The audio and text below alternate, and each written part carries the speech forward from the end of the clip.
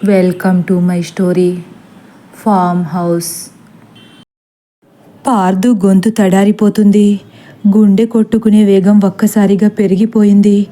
తనను కాపాడుతుందనుకున్న ఇందువదనే ఇప్పుడు మళ్ళీ ఎక్కడ తనకు ఎదురు తిరుగుతుందా అనే భయంతో కళ్ళు పెద్దగా తెరిచి చూస్తున్నాడు. ఇంకా జాగేల మహారాజా, మిమ్మల్నే అని మళ్ళీ ఇందువదన చిట్లించిన కనుబొమ్మలతో పార్దు వైపు చూసేసరికి, వాడేం చెబుతాడు? వాడికొకటి తెలిస్తే కదా నీకు చెప్పడానికి. వాడు భైరవవర్మ కాదు, నీ భైరవ క్రూరంగా చంపబడ్డాడు. ఇప్పటి నుండి నీ భైరవవర్మ చచ్చిపోయాడని తెలిసిన నువ్వు బాధతో కుమిలి కుమిలి చావాలి. నీ నిరీక్షణగానే మిగిలిపోవాలి. నన్ను కాదన్న నీకు ఇంకెప్పటికీ సుఖం ఉండకూడదు, దుఃఖం విడవకూడదు అంటూ అక్కడి నుండి మాయమైపోతాడు చంద్రగుప్తుడు. చంద్రగుప్తుని మాటలకు కోపంతో రగిలిపోతున్న ఇందువదన ఎర్రబడ్డ కళ్ళతో పార్దు వైపు చూస్తూ, ఏమిటి మౌనం? మీలో ఈ మౌనానికి కారణమేంటి?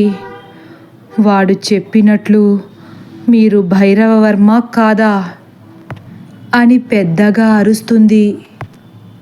ఒక్కసారే పార్దు గుండె జల్లుమంది. ఉన్న భయానికి తోడుగా ఆకాశం కూడా పెద్ద పెద్ద మెరుపులతో గర్జించడం మొదలుపెట్టింది. సన్నని చినుకులు నేలరాలుతున్నాయి.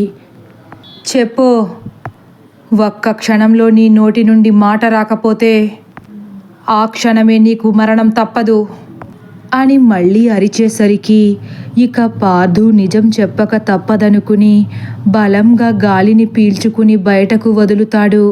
వెంటనే ధైర్యాన్ని కూడగట్టుకుని, నేను భైరవవర్మను కాను అని తడబడుతున్నాడు. ఇందువదన కోపంతో రగిలిపోతూ, నన్నే మోసం చేస్తావా? ఒక్కసారే ఖడ్గంతో పార్దు మీదకు వెళుతుంది. పార్దుకి అతి దగ్గర కంటూ వెళ్ళి ఖడ్గాన్ని పట్టుకున్న తన కుడి చేతిని వేగంగా పైకి లేపుతుంది. పార్దు భయంతో కనుగుడ్లు పెద్దగా తెరిచి చూస్తున్నాడు. రెప్పపాటులో తన మీదకు దూసుకు వస్తున్న ఖడ్గం తన తలకు చేరువవుతున్న క్షణంలో కంగారుగా, మహారాజు భైరవవర్మ ఎలా చనిపోయారు? గట్టిగా అంటాడు.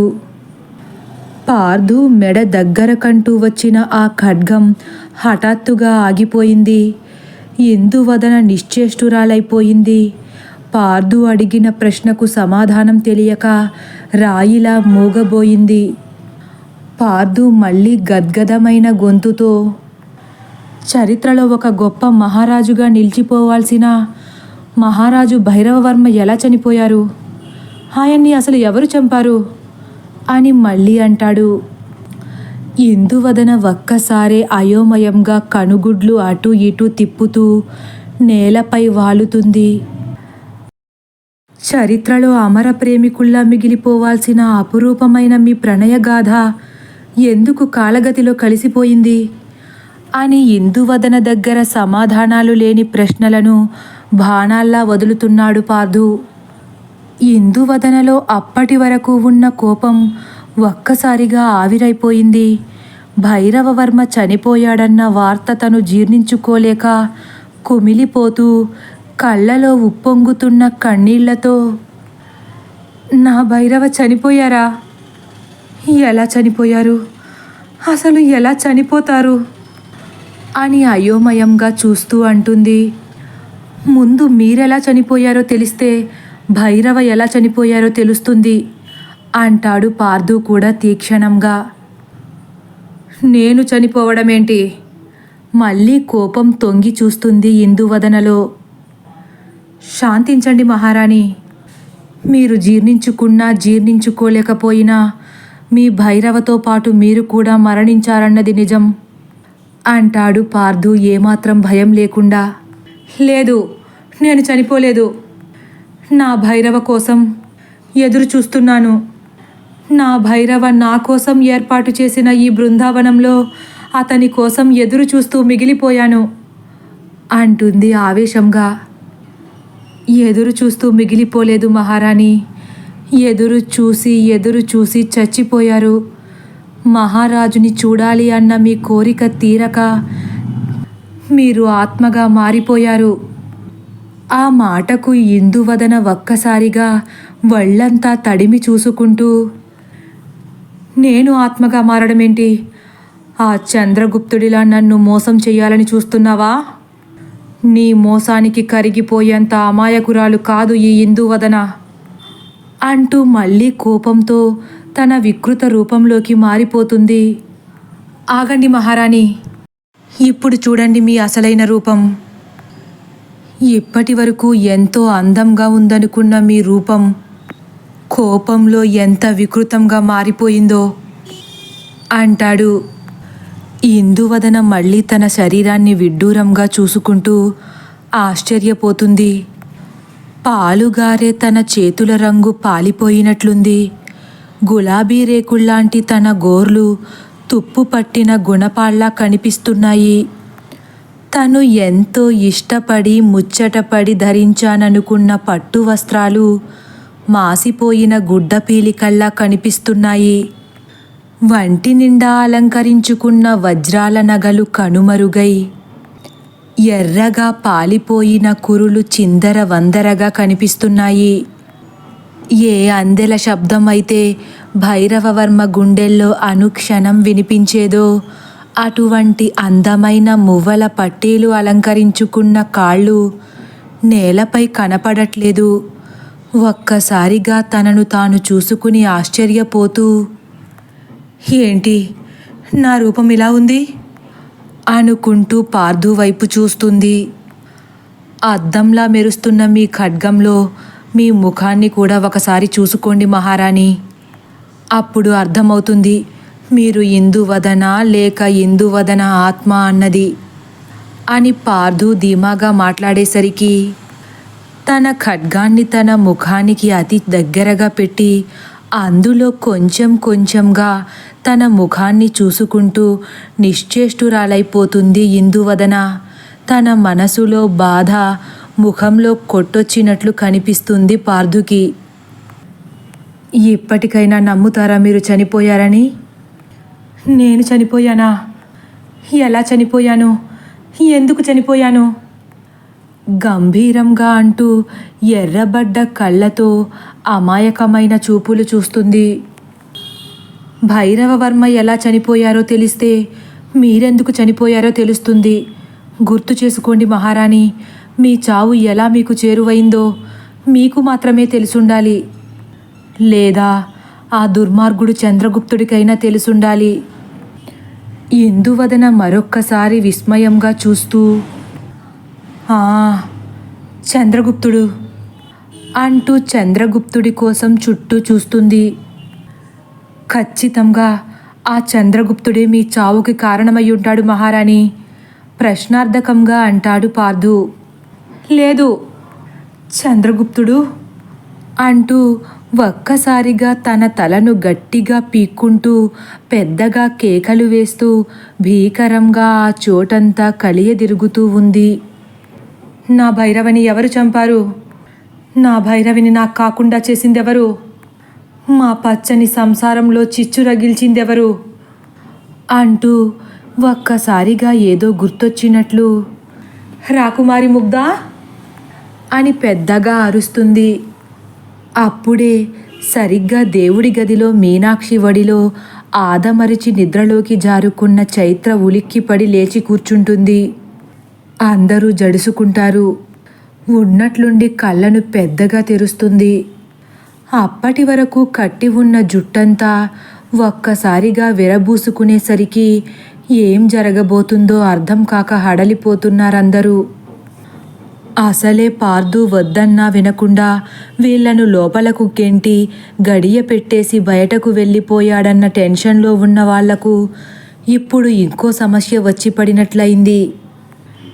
అమ్మా, ఏదో తేడాగా ఉంది, దాన్ని వదిలేయ్ వణికిపోతూ అంటుంది మాధురి. తన చేతుల్లో ఉన్న చైత్రను వదిలేస్తుంది మీనాక్షి. బయట నుండి పెద్దగా రోదిస్తున్న ఇందువదన కేకలకు చైత్ర తలను బయటవైపుకు తిప్పి, అమ్మా, నేనిక్కడే ఉన్నాను అని గంభీరంగా అంటుంది. అప్పటి వరకు ఎక్కడైతే వాళ్ళు కాస్త క్షేమంగా ఉంటామని అనుకున్నారో అక్కడ కూడా చైత్రలో ఈ మార్పు కనిపించేసరికి ఇక ఈ రాత్రి గడవడం కష్టమని అర్థమైపోయింది. అమ్మా, నా బొమ్మ అంటుంది చైత్ర మళ్ళీ గట్టిగా. భయంతో గొంతులెండిపోతున్నాయి అందరికీ. అప్పుడు స్పృహలోకి వస్తుంది ఇందువదన. కోపంతో ఉడికిపోతూ చేతులు చాస్తుంది. దూరంగా పడి ఉన్న ఆ బొమ్మ ముక్కలు రెండు వాటికవే అతుక్కుపోయి మళ్ళీ అందమైన బుట్ట బొమ్మలా తయారై ఇందువదన చేతికి వచ్చి చేరుతుంది. దానివైపే తీక్షణంగా చూస్తూ మెరుపు వేగంతో లోపలికి వెళుతుంది ఇందువదన. పార్దు గుండెల్లో గుబులు మొదలైంది. చైత్ర ఎలా విరుచుకుపడబోతుందోనన్న భయం అక్కడ ఉన్న వాళ్లలో లేకపోలేదు. ఇందువదన క్షణంలో దేవుడి గది ముందు ప్రత్యక్షమై బయట గడిపెట్టి ఉన్న తలుపు వైపు నిప్పులు కక్కుతూ చూస్తుంది. ఒక్కసారిగా ఆ గడియ దానికదే తెరుచుకుంటుంది. తలుపులు కూడా బలంగా ఎవరో లాగినట్లు తెరుచుకుంటాయి. అందరి చేతులు వాళ్ళ ప్రమేయమేమీ లేకుండానే గుండెలపైకి వెళ్ళిపోయి పూర్తిగా తెరుచుకున్న కళ్ళతో హడలిపోయి చూస్తున్నారు. రాకుమారి, ఇలా రండి అని ప్రేమగా తీక్షణంగా అడుగుతుంది ఇందువదన. అమ్మా, వీళ్ళు నన్ను చాలా ఇబ్బంది పెట్టారు అంటూ ఎదురుగా ఉన్న మురారి వైపు కోపంగా చూస్తూ అంటుంది. లోపల ఇందువదన ఏం ప్రళయం సృష్టించబోతుందోనని లోపలికి పరిగెడుతున్నాడు పార్దు. ఇంతలో పార్దు మెడను ఎవరో గట్టిగా అదిమి పట్టేసినట్లు అనిపిస్తుంది. పార్దుని ఉన్న పలంగా గాల్లోకి లాగుతున్నట్లు అనిపిస్తుంది. తన రెండు కాళ్లను ఊపుతూ చేతులతో తన మెడను తడుముకుంటూ ఆకాశంలోకి వెళుతున్నాడు. ఇక్కడ పార్దు పరిస్థితి ఇలా ఉండగా లోపల ఇందువదన చైత్రను రమ్మని చేయి చాపేసరికి చైత్ర నెమ్మదిగా పైకి లేచి ఇందువదన దగ్గరకు వస్తుంటే చైత్ర వైపు ఎంతో నిస్సహాయతతో చూస్తున్నారందరూ. చైత్ర నెమ్మదిగా ఇందువదన వెనక్కి వెళ్ళి నుంచుని వీళ్ల వైపే నిశితంగా చూస్తూ, అమ్మా, వాళ్ళని చంపేయ్ అని ముద్దుగా అంటూ వేలు చూపిస్తుంది. అందరూ ఒక్కసారిగా ఒకరి ముఖాలు ఒకరు భయంతో చూసుకుంటూ ఏడవడం మొదలుపెట్టారు. ఇందువదన ఒక్కసారే, మీరు మారతారేమోనని ఇప్పటికే చాలా అవకాశాలు ఇచ్చాను రాజమాత, కానీ మీలో ఎటువంటి పశ్చాత్తాపం కనపడట్లేదు. ఇంకా మీ మేనకోడలిని నా భైరవని ఒక్కటి చేయాలన్న తాపత్రయం మీలో ఏమాత్రం సన్నగిల్లలేదు. ఇక మారతారనుకోవడం కల్లా నా మీద కోపంతో నా రాకుమారిని హతమార్చాలని చూసారా అని చిన్నగా ఏడుస్తున్నట్లు మాట్లాడుతూ చైత్రను దగ్గరకు తీసుకుంటుంది. లేదు లేదు, మేం రాకుమారిని ఏం చేయలేదు కంగారుగా చేతులు అడ్డంగా ఊపుతూ అంటుంది శారద.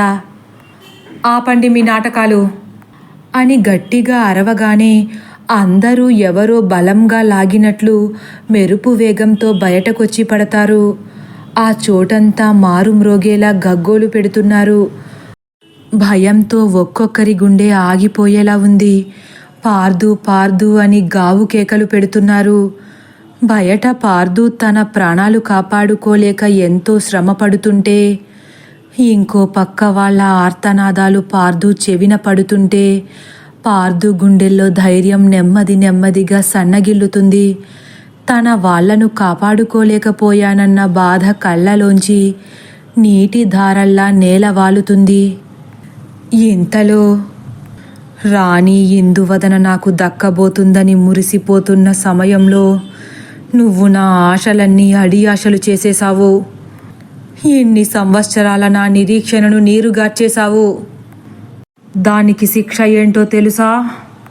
నీ వంట్లో ఒక్క రక్తపు చుక్క కూడా లేకుండా చేసి నిన్ను కూడా నా సైన్యంలో ఒకడిగా కలిపేసుకుంటాను అని పెద్దగా అరుస్తూ తన సూదుల్లాంటి పళ్ళను పార్దు భుజంలోకి దింపుతాడు చంద్రగుప్తుడు. ఇంతలో ఒక్కసారే పార్దు కాళ్ళు కొట్టుకోవడం ఆగిపోయాయి. తల ఉన్నట్లుండి పక్కకు ఒరిగిపోయింది. చేతులు నిర్జీవంగా వేలాడుతున్నాయి. శరీరం కూడా శవంలా పట్టుకోల్పోయింది. వెంటనే చంద్రగుప్తుడు పార్దు వైపు కోపంగా చూస్తూ, అప్పుడే మరణించావా? నిన్ను చిత్రవ్యధకు గురిచేసి చంపాలనుకున్న నా కోరిక తీరకుండానే తొందరపడ్డావా అని పార్దుని అంత ఎత్తులోంచి ఒక్కసారే కిందకు వదిలేస్తాడు. తదుపరి భాగం కోసం వేచి ఉండండి. ఒకవేళ నా కథ కానీ మీకు నచ్చినట్లయితే లైక్ చేసి సబ్స్క్రైబ్ చేయడం మర్చిపోకండి. Thank you for watching.